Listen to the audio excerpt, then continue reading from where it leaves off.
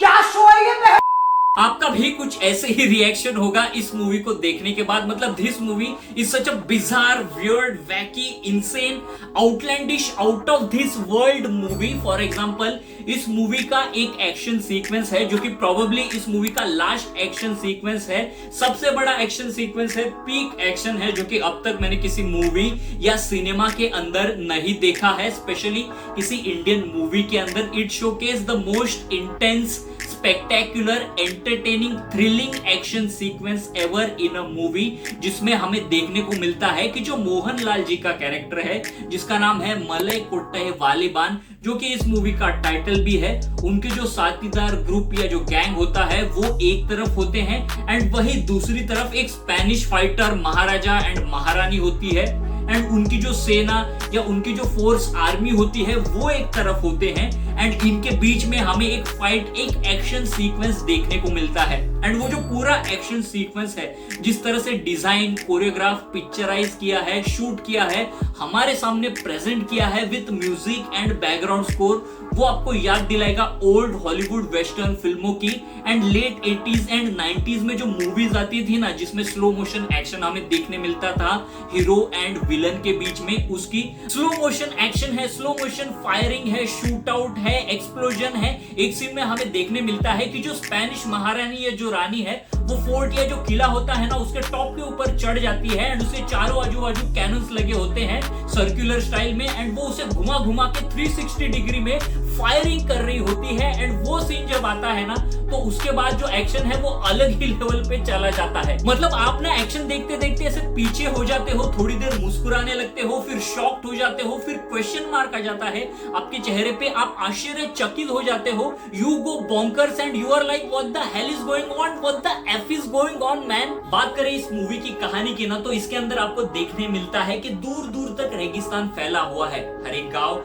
हर एक विलेज के अंदर एक वॉरियर होता है जो उस गांव को, उस विलेज को प्रोटेक्ट करते हैं, लेकिन जो भी उन्हें चैलेंज करते हैं, उन्हें डिफीट करते हैं, उन्हें हरा देते हैं, तो जो हारे हुए वॉरियर्स होते हैं ना उनकी जो धन दौलत नाम शोहरत होती है वो जीतने वाले के नाम हो जाती है, इंक्लूडिंग उनका घर एंड उनकी बीवी। एंड वही दूसरी तरफ हमारा जो मेन कैरेक्टर है मोहनलाल जी का मलई कोट्टई वालीबान, वो एक अनडिस्प्यूटेड, अनडिफीटेड वॉरियर होते हैं जो एक एक करके इन गांव, इन विलेज के जो वॉरियर होते हैं उन्हें चैलेंज करते हैं, उन्हें डिफीट करते हुए आगे बढ़ते जाते हैं। एंड ऐसे ही एक विलेज के वॉरियर को जब वो हरा देते हैं तो जो हरा हुआ वॉरियर होता है ना उसके बिहाफ पे जिस कैरेक्टर ने मोहनलाल जी के कैरेक्टर को चैलेंज किया था उसका रोल प्ले किया है दानिश सेठ ने। तो जो दानिश सेठ का कैरेक्टर है ना वो इस हार को, इस इंसल्ट को बर्दाश्त नहीं कर पाता है एंड जो मोहनलाल जी का कैरेक्टर है वालीबान उनसे बदला लेना चाहता है एंड आगे जाके वो छल कपट से उनसे बदला ले भी लेता है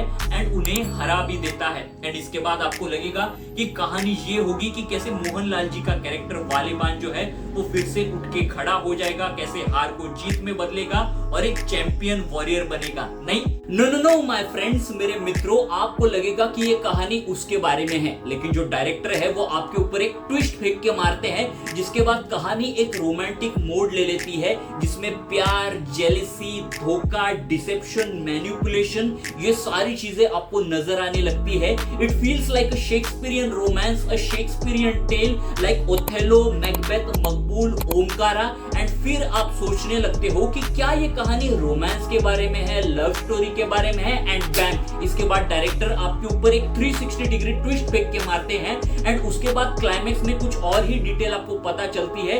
कहानी का जो मेन मुद्दा है, जो मेन क्रक्स है, वहां पे आपको रिवील होता है एंड उसके बाद जो आपको चीजें पता चलती है ना वो लिटरली आपको हिला करके रख देती है।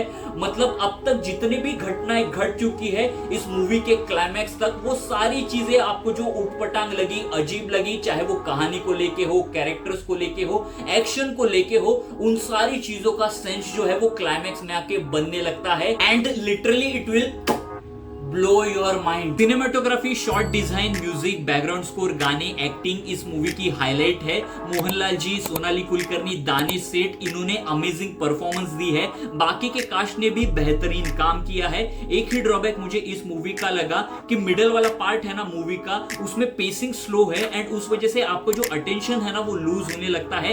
एंगेजमेंट मूवी में आपका उतना नहीं रहता मिडल वाले पार्ट में।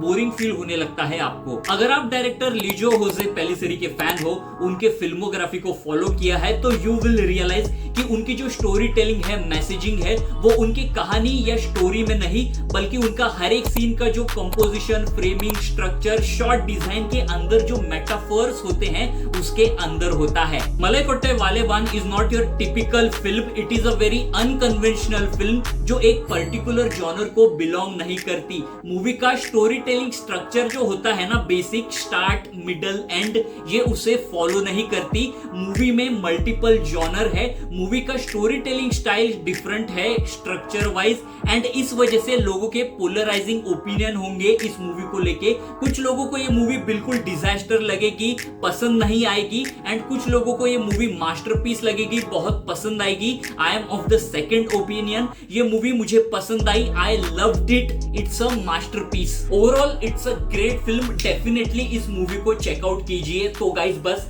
आज के वीडियो के लिए इतना ही। ऐसे ही सिनेमा रिलेटेड कंटेंट के लिए सिने सोच चैनल को लाइक कीजिए, शेयर कीजिए। आपकी इस मूवी को लेके क्या सिने सोच है वो नीचे कमेंट कीजिए, एंड चैनल को सब्सक्राइब कीजिए। तब तक के लिए बाय बाय।